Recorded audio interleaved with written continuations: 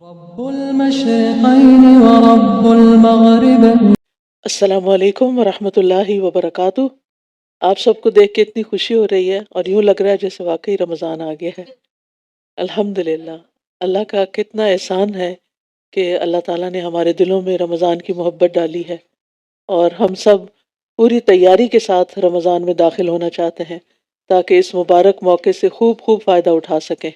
تمام قسم کی حمد اللہ کے لیے ہے، جس کے عطیات اور جس کے انعامات بہت وسیع اور بہت بھاری اور عظیم ہیں، جو صاحب فضل اور صاحب احسان ہے۔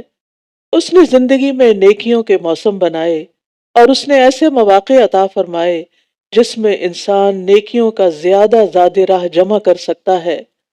اللہ کے سوا کوئی معبود نہیں، وہ اکیلا ہے، اس کا کوئی شریک نہیں، وہ بندوں کا رب اور مخلوقات کو پیدا کرنے والا ہے۔ اہلاً و سہلاً یا رمضان، رمضان کو اہلاً و سہلاً، آپ سب کو اہلاً و سہلاً۔ اللہ سبحانہ و تعالی ہم سب کو اس رمضان میں بھرپور عبادت کی توفیق عطا فرمائے، اور جیسے ہمارا رب چاہتا ہے ہم اس طرح اس رمضان کو گزاریں۔ اللہم وفقنا لما تحب و ترضى۔ یہ اللہ سبحانہ و تعالی کا بہت بڑا احسان ہے کہ اس نے ہمیں رمضان کے قریب کر دیا ہے۔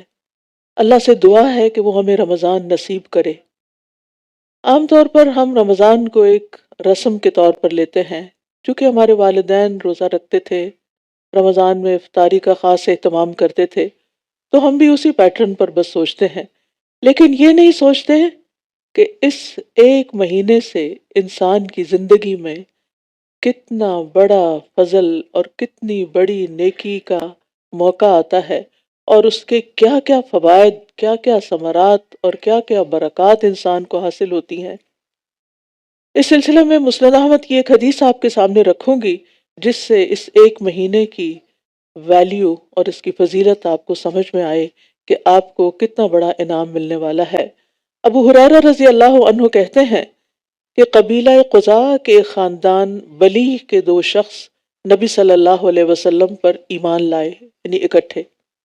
ان میں سے ایک تو جہاد کرتے ہوئے شہید ہو گیا، اور دوسرا 1 سال بعد مزید زندہ رہا اور پھر فوت ہوا، یعنی 1 سال کے وقفے کے بعد فوت ہوا، شہید نہیں ہوا۔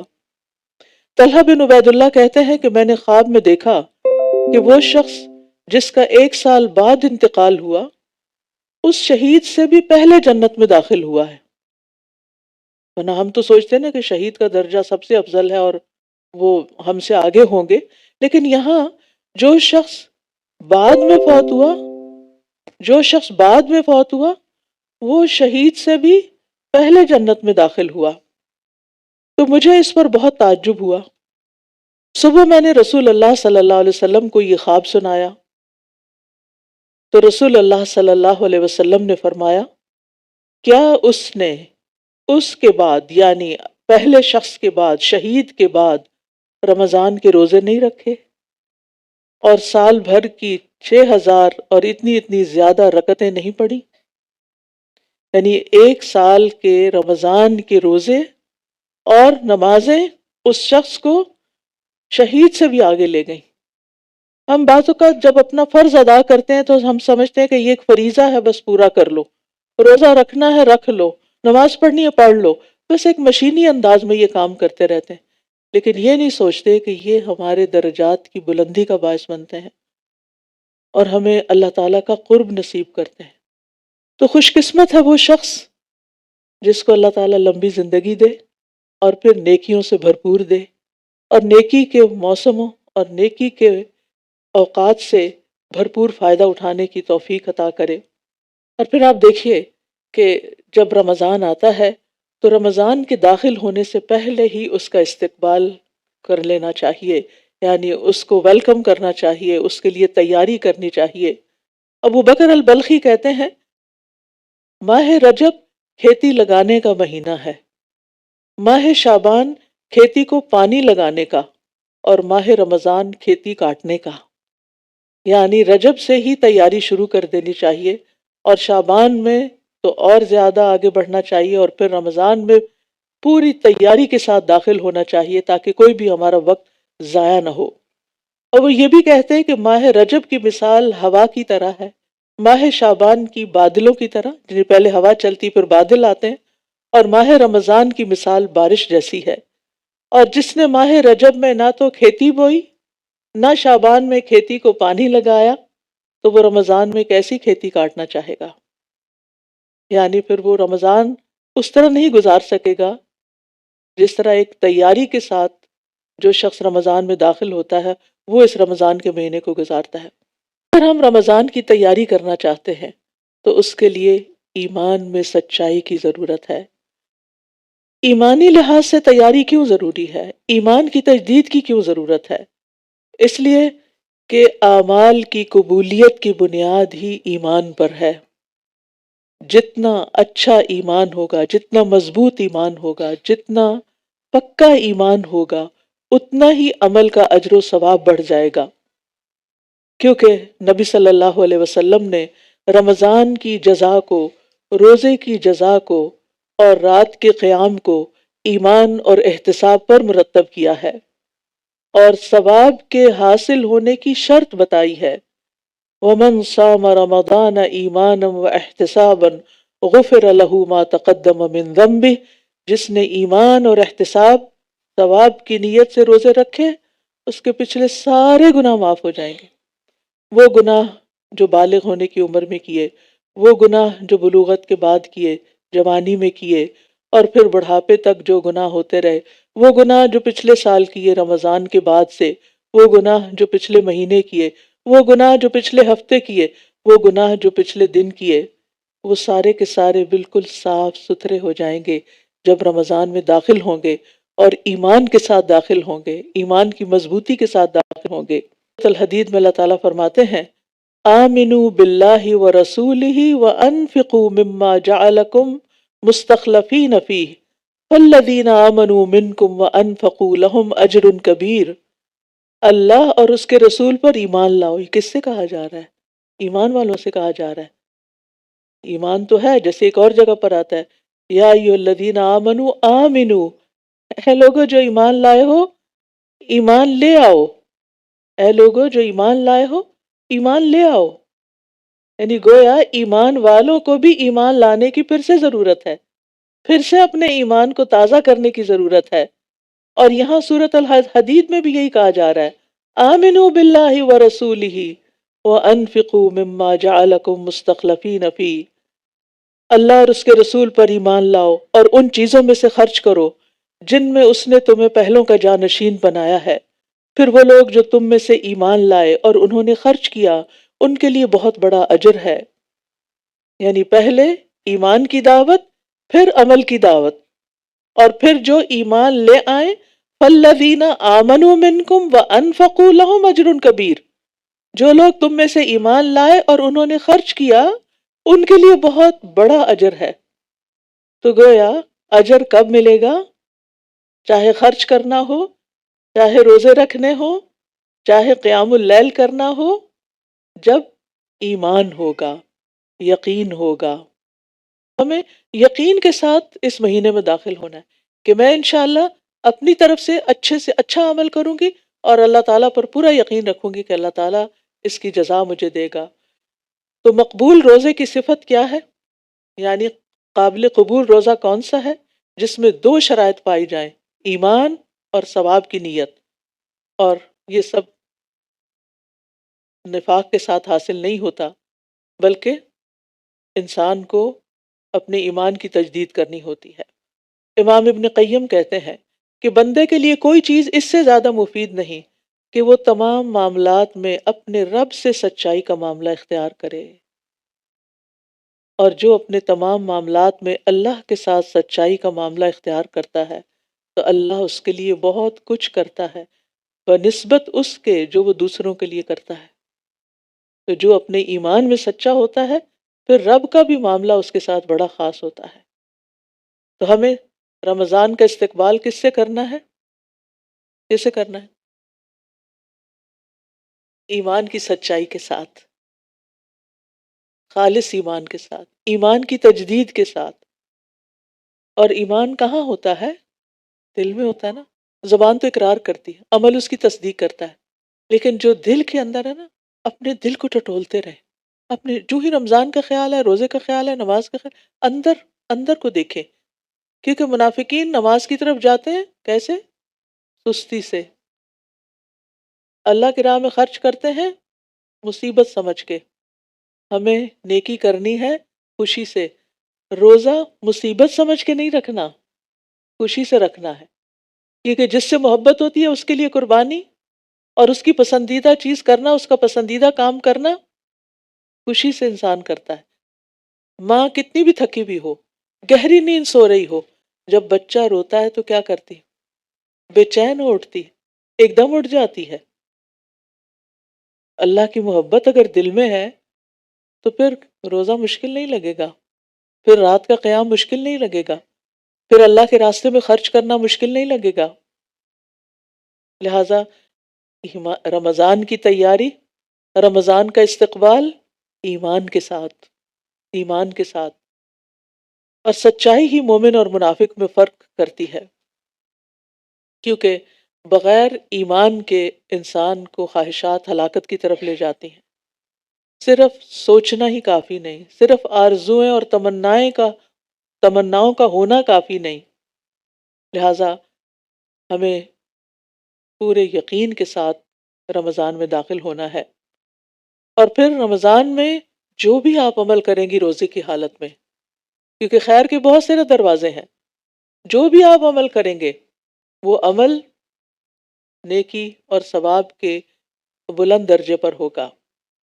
مثلاً آپ پسند کرتے ہیں کہ آپ علم حاصل کریں، لیکن موقع کچھ ایسا ہے کہ علم کی مجالس میں حاضر نہیں ہو سکتے۔ اب اس کا یہ مطلب نہیں کہ آپ پر خیر کا دروازہ ہی بند ہو گیا، اب آپ کچھ اور نہیں کر سکتے۔ ٹھیک ہے، علم کے ذریعے خیر کے بہت سے دروازے کھلتے ہیں، لیکن اگر کسی وجہ سے اس سال آپ کے لیے یہ ممکن نہ ہوا تو اللہ تعالیٰ آپ کے لیے کوئی اور دروازہ کھول دے گا۔ انسانوں کی خدمت بھی، گھر میں رہنے والے بزرگوں کی خدمت بھی، بچوں کو پالنا بھی، یہ بھی خیر کے دروازے ہیں۔ بیواؤں اور مسکینوں کے لیے دوڑ دھوپ کرنا ایسا ہے جیسے اللہ کے راستے میں نکلنے والا مجاہد۔ بیواؤں اور مسکینوں کے لیے دوڑ دھوپ کرنا، اور بعض لوگوں کے لیے اللہ کی طرف جانے کا یہ راستہ ہوتا ہے۔ تو چاہے آپ علم دینے والے ہوں، چاہے آپ مال خرچ کرنے والے ہوں، چاہے آپ کسی کی جسمانی خدمت کرنے والے ہوں، یہ سب، یعنی گھر میں آپ کھانا پکا رہے ہیں، آپ سحری پکا رہے ہیں، مثلاً سحری بنا رہے ہیں، صبح اٹھ کر سارے گھر والے ابھی سو رہے ہیں اور آپ ان سے 1 گھنٹہ پہلے اٹھ کے آپ تیاری کریں، اس وقت اپنے دل کی کیفیت کو ٹٹولتے رہیں۔ اگر دل میں ایمان مضبوط ہوگا تو دل کی کیفیت کیا ہوگی؟ کیسے وہ کام کریں گے؟ خوشی خوشی۔ تو آپ سب نے خوشی خوشی سحری بنانی ہے، اور اللہ تعالیٰ کا ساتھ شکر ادا کرنا کہ اللہ تو نے مجھے اس خدمت کا موقع دیا، میں گھر کے جتنے بھی افراد کو روزہ رکھوا رہی ہوں ان سب کے روزوں کا ثواب مجھے بھی ملے گا، کیونکہ جو کسی کو روزہ رکھواتا ہے اور پھر روزہ افطار کرواتا ہے اس کو اس دن کے اس روزہ رکھنے والے کے روزے کے برابر اجر مل جاتا ہے۔ تو کیا یہ معمولی نیکی ہے؟ تو یہ ہے ایمان اور احتساب کے ساتھ، یعنی کوئی بھی کام۔ پھر اسی طرح کوئی بھی اور عمل جو آپ دن میں کرتے ہیں، مثلاً جاب کرنا آپ کی مجبوری ہے، آپ کو جاب پہ جانا ہے، اب آپ سوچتے ہیں کہ کتنے لوگ ہیں روزہ رکھ کے گھر میں سو رہے ہیں، آرام کر رہے ہیں، اور مجھے جو صبح صبح جاب پہ نکلنا پڑ رہا ہے، میری تو رات کی نیند بھی پوری نہیں ہوئی۔ تو آپ اپنے آپ کو کوسنے لگتے ہیں، میں کیوں آ گئی یہاں، میرے لیے مصیبت کیوں ہے، وغیرہ وغیرہ۔ ان سوچوں کے ساتھ کیا آپ کا روزہ بہت خوبصورت روزہ ہوگا؟ نہیں۔ کیسے سوچنا ہے آپ نے؟ اپنے اندر کو ٹٹول کے کیا سوچنا ہے؟ الحمدللہ، اللہ نے مجھے اس قابل کیا، مجھے ایسا علم دیا، مجھے ایسی سکلز دی کہ جس کی وجہ سے میں اس کام کے قابل ہوئی، جس کی وجہ سے میں اپنی مرضی سے صدقات کر سکتی ہوں، اپنی مرضی سے اپنے اوپر اور اپنے گھر والوں پہ خرچ کر سکتی ہوں، جس کے ذریعے میں اپنے رشتہ داروں کی مدد کر سکتی ہوں، جس کے لیے میں اپنی مرضی سے دین کے راستے میں بے پناہ خرچ کر سکتی ہوں۔ اگر میرے پاس یہ سکل نہ ہوتی، یہ جاب نہ ہوتی، یہ مال نہ ہوتا، تو پھر میں کیا کرتی؟ پھر تو میں صدقہ کرنے کے لیے بھی کسی اور کی محتاج ہوتی کہ کوئی مجھے دیتا تو پھر میں آگے دے سکتی. تو اللہ نے مجھے چنا ہے. Extra effort extra reward, extra effort extra reward. اگر لوگ آرام کر رہے ہیں، لوگ سو رہے ہیں اور آپ کام کر رہے ہیں تو آپ خوش قسمت ہیں. وہ خوش قسمت نہیں، آپ خوش قسمت ہیں کہ جن کو اللہ نے اتنی ہمت دی، اتنی طاقت دی اور اتنا شوق دیا کہ آپ اس کام کو کر سکیں. تو جو بھی عمل کرنا ہے، چاہے وہ دنیا کا ہی کام کیوں نہیں، اس کو سچا ہو کے کرنا ہے، ایمان اور احتساب کے ساتھ کرنا ہے. احتساب کا مطلب نیکی ثواب کی نیت سے کرنا ہے کہ اللہ میرے اس کام میں بھی اجر ڈال دے. اور پھر یاد رکھیے کہ خیر کے تو بہت سے کام ہیں. عبداللہ بن عمر کہتے ہیں کہ ایک آدمی نبی صلی اللہ علیہ وسلم کے پاس آیا اور کہنے لگا، اللہ کے رسول صلی اللہ علیہ وسلم، کون سے لوگ اللہ تعالیٰ کو زیادہ محبوب ہیں اور کون سے اعمال اللہ تعالیٰ کو زیادہ پسند ہیں؟ آپ نے فرمایا، وہ لوگ اللہ کو زیادہ محبوب ہیں جو دوسرے لوگوں کے لیے سب سے زیادہ فائدہ مند ہوں. اب رمضان میں وہ لوگ اللہ کو زیادہ محبوب ہیں جو دوسرے لوگوں کے لیے زیادہ فائدے کے ہوں. رمضان صرف آرام کرنے کے لیے نہیں آیا، کیونکہ روزے کی حالت میں نیند بڑی اچھی آتی ہے. اسٹمک کو ڈائجیشن نہیں کرنی پڑ رہی ہوتی نا، تو آپ کی انرجی اس میں نہیں لگ رہی ہوتی، تو آپ کو سکون کی نیند آتی، گہری نیند آتی، اور سونے کو دل بھی بہت چاہتا ہے.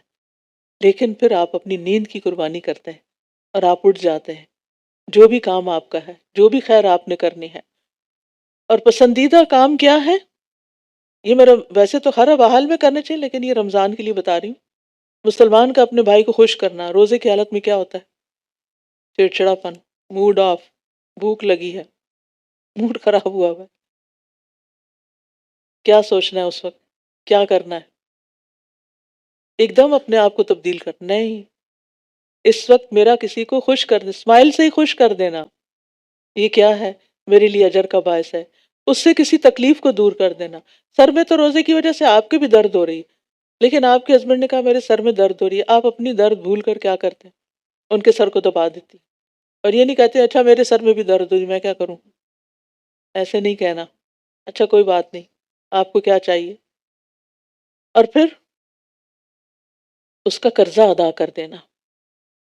آپ کے ارد گرد کئی ایسے اسٹوڈنٹس ہوں گے، کئی ایسے لوگ ہوں گے کہ جو قرضوں کے بوجھ تلے دبے ہوں گے، بیک ہوم آپ کے رشتہ داروں میں سے. اور پھر اسے کھانا کھلانا. رمضان ایک اچھا موقع ہے، لیکن اس کا یہ مطلب نہیں کہ ہم ہر روز افطار کے وقت ایک بہت بڑا ڈنر تیار کریں، کیونکہ اس کی وجہ سے پھر تھکاوٹ زیادہ ہوگی. تراویح میں آپ کا خوشبو چلا جائے گا. جو کام اعتدال کے ساتھ ہو اور اس میں آپ کی عبادت متاثر نہ ہو، بس اتنا کریں، کیونکہ ہر ایک کی ہمت فرق ہے. میں سب کو کوئی ایک ٹپ نہیں بتا سکتی کہ سب یہی کام شروع کر دیں. آپ اگر پکا کے نہیں دے سکتے تو آپ کیا کر سکتے ہیں؟ راشن دے سکتے. ٹھیک ہے، اگر آپ راشن نہیں دے سکتے، یعنی پورا بہت کچھ نہیں دے سکتے، تھوڑا بہت آپ کنٹریبیوٹ کر سکتے. لیکن رمضان میں ٹو ڈو لسٹ میں کھانا کھلانا لازم کر لیں. کھانا کھلانا لازم کر لیں. پھر آپ دیکھیے نبی صلی اللہ علیہ وسلم نے فرمایا، مجھے اپنے کسی بھائی کی ضرورت پوری کرنے کے لیے اس کے ساتھ چلنا اس مسجد نبی میں 1 ماہ کے اعتکاف سے زیادہ محبوب ہے. آپ کا دل تھا اعتکاف کرنے کو، لیکن گھر میں ہو گئے بچے بیمار، یا شوہر بیمار ہو گئے، یا کوئی بزرگ والدین گھر میں رہتے ہیں وہ بیمار ہو گئے، اب ان کو لک آفٹر کرنا ہے، اور آپ پاؤں پٹک رہے ہیں. میں نے سوچا تھا اعتکاف کروں گی، کوئی 10 دن تو دل کھول کے عبادت کروں گی، لیکن یہ کیا مصیبت آ گئی. نہیں، آپ کو اعتکاف سے بھی زیادہ اعتکاف کا اجر تو نیت کی وجہ سے مل جائے گا آپ کو، اور خدمت کا الگ اجر مل جائے گا، اور اس تکلیف اٹھانے کا اور پھر روزے کا اور وہ باقی عبادات کا ساتھ ساتھ. پھر آپ نے فرمایا، جس نے اپنے غضب کو روک لیا، اس روزے کی حالت میں کیا ہوتا ہے؟ غصہ آتا ہے. جس نے اپنا غصہ روک لیا، اللہ تعالیٰ اس کی خامیوں پر پردہ ڈالے گا. جو آدمی اپنے غصے کو نافذ کرنے کی طاقت کے باوجود پی گیا، اللہ تعالیٰ روز قیامت اس کے دل کو امیدوں سے بھر دے گا. جو اپنے بھائی کے ساتھ اس کی ضرورت پوری کرنے کے لیے چلا، اللہ تعالیٰ اس کو اس دن ثابت قدم رکھے گا جس دن قدم ڈگمگا جائیں گے.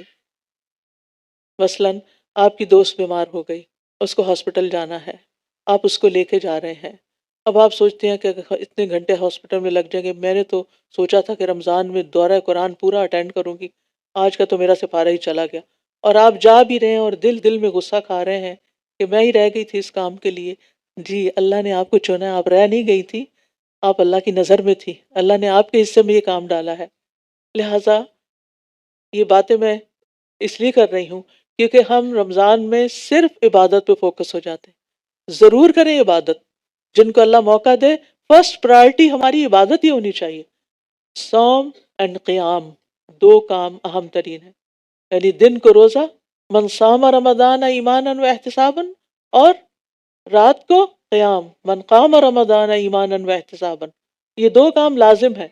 لیکن اگر کسی بھی وجہ سے ان دو کاموں میں آپ بیمار ہو گئے، مثلا آپ نے پوری تیاری کر لی روزے رکھنے کی، لیکن اچانک کوئی ایسی بیماری آ گئی کہ ڈاکٹر نے منع کر دیا کہ روزہ نہیں رکھ سکتے آپ کی جان کو خطرہ ہے. اللہ نہ کرے کسی کے ساتھ ایسا ہو، لیکن آپ دیکھیے کہ اسپتال بھرے ہوئے ہیں، رمضان میں بھی بھرے ہوئے ہوتے ہیں. تو کچھ لوگ ایسی بیماری میں آ جاتے ہیں کہ جو روزے نہیں رکھ سکتے. اگر روزہ رکھنے کا موقع چلا گیا کوئی بات نہیں، آپ کی نیت دیکھی جائے گی، آپ کا دل دیکھا جائے گا، آپ کا ایمان دیکھا جائے گا، آپ کا شوق دیکھا جائے گا کہ آپ نے کیا سوچا تھا، اور اس کے مطابق آپ کو اجر ملے گا. اس بیماری کا، وہ بیماری بھی گناہوں کو دھونے کا ذریعہ بن جائے گی، اور پھر وہ جو کام آپ نے نیکی کا کرنا تھا وہ اس کا اجر بھی آپ کو نیت کی وجہ سے مل جائے گا. اچھا، اس کا یہ مطلب نہیں کہ ہم عبادت سے بچنے کے لیے کوئی ایکسکیوز ڈھونڈ لیں کہ اچھا کسی کو کوئی ہیلپ چاہیے تو مجھے بتا دے، چلو تراوی پڑھنے کی بجائے میں کہیں اور جا کے تھوڑی گپ شپ بھی لگا لوں گی، تراوی میں تو پھر چپ کر کے سننا پڑتا ہے. نہیں، یہ بھی اللہ جانتا ہے نا، پھر وہ نیتوں کا حال اللہ جانتا ہے، دل کے اندر کیا ہے اللہ جانتا ہے. یعنی کسی نے کوئی کام کہہ دیا، کام پڑ گیا، تراوی لیٹ ہو گئی، آپ کو تہجد کے وقت اپنی پوری کرنی پڑی، لیکن آپ کے دل میں ایک تکلیف ہوئی، اوہ میری تراوی رہ گئی، لیکن چلو یہ اللہ نے مجھے اس کام کے لیے چنا ہے، میں یہ بھی کر لیتی ہوں، تو دگنا اجر ہو گیا. پھر اسی طرح چھوٹے چھوٹے کام، مثلاً آپ یہاں پر آتے ہیں دورہ قرآن کے وقت، آپ کرسیاں لگانی ہیں، آپ کو ہاں روزہ رکھ کے ہم کرسیاں لگائیں، آپ نہیں، اتنی مشکل. جی ہاں مشکل تو ہے، لیکن یہ بھی ایک بہت بڑی نیکی ہے. آپ کی لگائی ہوئی کرسی پر جو بیٹھ کے جتنی دیر قرآن سنے گا انشاءاللہ اس کا سارا اجر آپ کو بھی ملے گا، کیونکہ آپ نے اس کو ایک فیسلٹی فراہم کی. تو نیکی کے کام کرنا سچے لوگوں کی علامت ہوتی ہے، کیونکہ اللہ سبحانہ وتعالیٰ سورۃ البقرہ میں فرماتے ہیں نیکی یہ نہیں کہ تم اپنے منہ مشرق اور مغرب کی طرف پھیر لو. یعنی صرف عبادت کرنا ہی نیکی نہیں، لیکن اصل نیکی اس کی ہے جو اللہ اور یوم آخرت اور فرشتوں اور کتاب اور نبیوں پر ایمان لائے. آگئی نا پہلی شرط ایمان کی. اور مال دے اس کی محبت کے باوجود رشتہ داروں، یتیموں، مسکینوں، مسافروں، مانگنے والوں کو، اور گردنیں چھڑانے میں، یہ صدقہ خیرات بھی کرنا ہے. اور نماز قائم کرے اور زکوٰۃ دے. رمضان میں اول وقت نمازیں پڑھنے کی عادت ڈالنی ہے، فرض کے علاوہ سنتیں اور نفل بھی پڑھنے ہیں، اور زکوٰۃ کے علاوہ صدقات بھی کرنے ہیں. اور جو اپنا عہد پورا کرنے والے ہیں جب وہ عہد کریں، اور خصوصاً جو تنگ دستی اور تکلیف میں اور لڑائی کے وقت صبر کرنے والے ہیں، یعنی روزہ رکھ کے بھی تکلیف اٹھا رہے ہیں، نماز پڑھ رہے ہیں، قیام کھڑا ہو کر کرنا مشکل ہو رہا ہے پھر بھی کوشش کر کے کر رہے ہیں، سجدے میں جانا مشکل ہو رہا ہے پھر بھی آپ لمبے سجدے کر رہے ہیں. فرمایا اولئک الذین صدقوا واولئک هم المتقون، یہی لوگ ہیں جنہوں نے سچ کہا، یہی سچے ایمان والے ہیں، اور یہی اصل میں متقی ہیں، یہی تقوی والے ہیں. تو ایمان جو ہے یہ دراصل تصدیق کا نام ہے کہ جس چیز کو آپ مانتے ہیں پھر وہ کر کے بھی دکھائیں. اور پھر آپ دیکھیے کہ مومن وہ ہوتا ہے جو غیبی امور کی تصدیق کرتا ہے، اور قرآن و سنت میں جو کچھ بھی آیا ہے اس پر پورا یقین رکھتا ہے. منافق کے پاس بھی حق آتا ہے لیکن وہ اس کی پرواہ نہیں کرتا، وہ روشنی پاتا ہے لیکن پھر اندھیرے میں چلا جاتا ہے.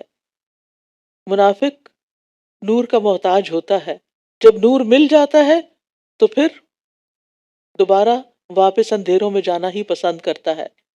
تو ہمیں اپنے ایمان کو جگانا بھی ہے، بڑھانا بھی ہے، اور اس کی حفاظت بھی کرنی ہے، اس کی حفاظت بھی کرنی ہے. کیونکہ ایمان کوئی جامد چیز نہیں، جمی ہوئی چیز نہیں کہ ایک جگہ پتھر رکھ دیا تو رکھا گیا. یہ اوپر نیچے ہوتا ہے. نیکی کرنے سے ایمان اوپر جاتا ہے، اس کا گراف اوپر چلا جاتا ہے، اور گناہ کرنے سے نیچے آ جاتا ہے. لہٰذا روزہ رکھ کے کیا نہیں کرنا؟ من لم یدع قول الزور والعمل به فلیس للہ حاجۃ ان یدع طعامہ وشرابہ، جو روزہ رکھ کر بھی جھوٹ بولنا نہ چھوڑے، اللہ کو اس کی کوئی ضرورت نہیں کہ وہ اپنا کھانا پینا چھوڑ دے۔ روزہ صرف کھانا پینا چھوڑنے کا نام نہیں، بلکہ جھوٹ، بدعہدی، خیانت، بد اخلاقی، ان سب چیزوں کو چھوڑنا بھی ہے۔ تو جتنا زیادہ انسان ان چیزوں میں پڑ جاتا ہے اور جتنا زیادہ انسان دنیا میں کھو جاتا ہے، اتنا ہی اس کا نور بجھتا چلا جاتا ہے، کیونکہ ہم سب کی ایک مجبوری ہے، ہم رہتے دنیا میں ہیں، ہم سارا دن مسجد میں نہیں رہ سکتے، ہم سارا دن علم کی مجالس میں نہیں رہ سکتے، لیکن جب ہم گھر میں ہوتے ہیں، جب ہم شاپنگ کرنے کے لیے، ضروری شاپنگ کے لیے بھی جاتے ہیں، جب ہم اپنی جاب پلیس پر ہوتے ہیں، تو پھر کیا ہوتا ہے، ہم دنیا میں ہوتے ہیں، اور جتنا جتنا دنیا میں زیادہ انوالو ہوتے ہیں، اتنا اتنا وہ نور کم ہونا شروع ہو جاتا ہے، پھر دوبارہ اس کو بڑھانے کی ضرورت ہوتی ہے، لہٰذا اس کو اس بیٹری کو ریچارج کریں۔ آپ موبائل کی بیٹری روز چارج کرتے ہیں نا، اور اگر نہ کریں تو کیا ہوتا ہے؟ ڈیڈ۔ ایسے ہی اگر ہم علم کے ساتھ، علم کی مجلسوں کے ساتھ، مساجد کے ساتھ تعلق کے ساتھ اپنے ایمان کو مضبوط نہیں کرتے، اوپر نہیں لے جاتے، تو واپس وہ ریڈ لائن پہ آ جاتا ہے۔ لہٰذا بھرپور کوشش کرنی ہے عبادت کی بھی، اور اس کے ساتھ ساتھ علم کی مجالس، قرآن کی مجالس کی پابندی کی بھی، کیونکہ دل کی حالت بدلتی رہتی ہے، اس لیے استقامت کی ضرورت ہوتی ہے۔ نبی صلی اللہ علیہ وسلم اکثر یہ دعا پڑھتے تھے، یا مقلب القلوب ثبت قلبی علی دینک، اے دلوں کو الٹ پلٹ کرنے والے، میرے دل کو اپنے دین پر ثابت قدم رکھ۔ تو حقیقی مومن وہ ہے جو غیب پر ایسے ایمان لائے جیسے وہ اپنی آنکھوں سے دیکھ رہا ہو۔ ابھی جو میں نے قیامت کے دن کا منظر آپ کے سامنے رکھا، تو کیا ہے، اس کو ایسے سمجھے کہ جیسے ہم وہاں کھڑے ہیں، اور اس وقت ہمیں نور چاہیے، اور وہ نور ابھی وقت ہے کہ ہم اپنے لیے تیار کر لیں۔ اور پھر آپ دیکھیں کہ ایمان بڑھتا ہے احسان کے ساتھ، اور احسان کیا ہوتا ہے؟ ان تعبد اللہ کانک تراہ، اللہ کی ایسے عبادت کرو گویا کہ تم اللہ کو دیکھ رہے ہو۔ فَإِن لَّمْ تَكُن تَرَاهُ فَإِنَّهُ يَرَاكَ، اور اگر تم اسے دیکھ نہیں رہے تو وہ تو تمہیں دیکھتا ہے۔ فرشتوں کے بارے میں سن کر، جان کر ایسے محسوس کرنا جیسے وہ قریب ہی ہیں، ان کی پریزنس کو فیل کیا کریں۔ فرشتوں پر ایمان میں کیا کرنا ہے؟ ان کی پریزنس کو فیل کرنا ہے۔ میں جب جمعے کے دن نماز پڑھتی ہوں نا، تو یقین مانے کہ بیچ میں کچھ لمحے ایسے آتے ہیں نماز کے دوران، جیسے رکوع اور سجدے میں یوں لگتا ہے جیسے واقعی فرشتے نازل ہو رہے ہیں۔ اتنی سیرینٹی، اتنا پیس، اتنا سکون جو پورے ہفتے میں کسی اور جگہ محسوس نہیں کرتی، وہ اس وقت۔ انشاءاللہ رمضان میں آپ تراویح پڑھنے جائیں گے نا، تو آپ محسوس کریں گے، دورہ قرآن اٹینڈ کریں گے، آپ محسوس کریں گے کہ آپ فرشتوں کی پریزنس میں۔ اور ویسے بھی آپ دیکھیں کہ ہر وقت تو دائیں اور بائیں ہمارے ہیں نا،